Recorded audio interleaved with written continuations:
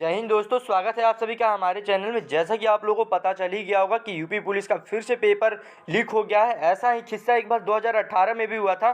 2018 में भी जब यूपी पुलिस का पेपर था उस समय भी एक पेपर लीक हो गया था।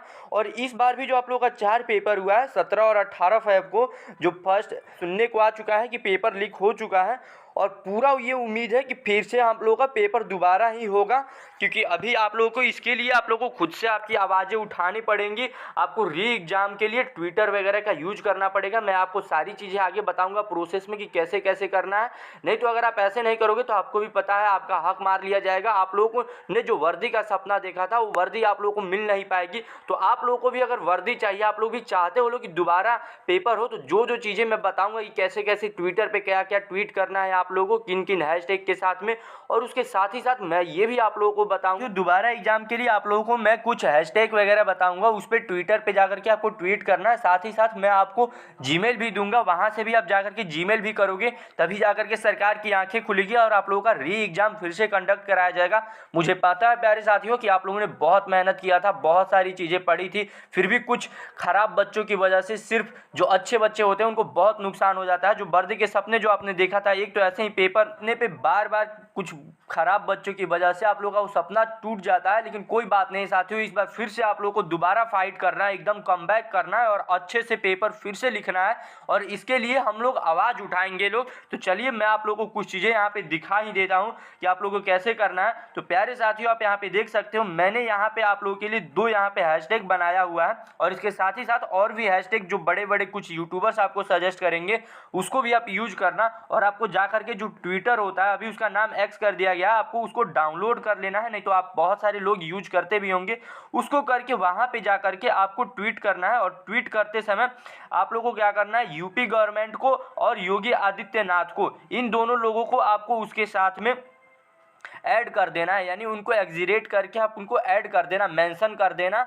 और उसके साथ ही साथ जो आप लोगों का यूपी बोर्ड की जो बोर्ड है, यूपी पुलिस की जो बोर्ड है, उसको भी आप मेंशन करना। और करके ये दोनों हैशटैग आप याद रख लो। इसका एक एक चीज़ें आप यहाँ पे देख लो, इसको मैं हाईलाइट कर देता हूँ, आप इसका एक एक स्पेलिंग एकदम ध्यान से देख लो। इस हैशटैग के साथ आप लोगों को ट्विटर पे जाकर के ट्वीट करना है प्यारे साथियों, तब जाकर के आप लोगों की जो वर्दी का सपना है वो पूरा होगा। आप लोग का फिर से री एग्जाम कंडक्ट कराया जाएगा। और मैं तो यही मानता हूँ कि आप लोग का जो चारों पेपर है, चारों पेपर फिर से दोबारा कराना चाहिए, क्योंकि 2018 में क्या हुआ था कि सिर्फ एक पेपर उन्होंने कराया गया था। जब पेपर लीक हुआ था तो उस समय सिर्फ एक ही पेपर को कराया गया था। लेकिन मेरे को जहां तक मानना है कि अब भले जो भी हो, अब पेपर लीक वगैरह हो गया तो सरकार को इस पर कड़ी निगरानी रखनी चाहिए। और ये सरकार के लिए भी बहुत ही शर्म की बात है, क्योंकि अभी अभी नया बिल भी पास होने वाला था इसी एग्जाम चीटिंग को रोकने के लिए। और इसके साथ फिर से इतना बड़ा ये सारी चीज़ें, बच्चों की जो मेहनत होती है, बच्चों ने कितने ज़्यादा एफर्ट्स लगा करके, कितने संघर्ष करके ये सारी चीज़ें करते हैं, उसके बाद भी सरकार इन सारी चीज़ों पे ध्यान नहीं देती है, जो कि बहुत ही मतलब शर्म की बात है। और यहाँ पे प्यारे साथियों, मैंने आप लोगों के लिए दो ईमेल भी ढूंढ निकाला है। तो ये ईमेल जो है, इस पे आपको जाकर के इन दोनों ईमेल पे ईमेल करना है।